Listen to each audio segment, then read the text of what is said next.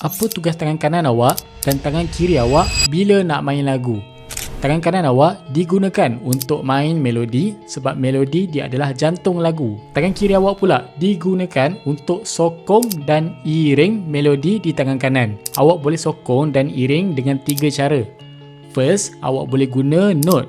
Second, awak boleh guna chord. Yang ketiga, awak boleh iring guna arpeggios. Contoh, kalau awak baru mula, awak guna note di tangan kiri dan main melodi di tangan kanan.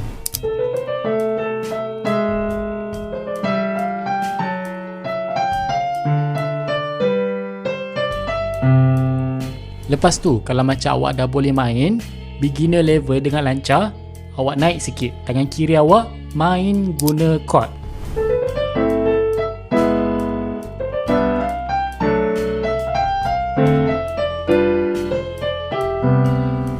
Okey, kalau dah boleh guna chord tangan kiri, naik lagi level, guna arpeggios.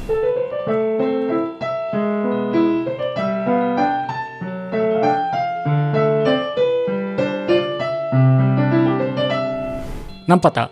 Jadi sebenarnya tangan kanan dan tangan kiri ni walaupun dia ada tugas yang berbeza, dia saling melengkapi.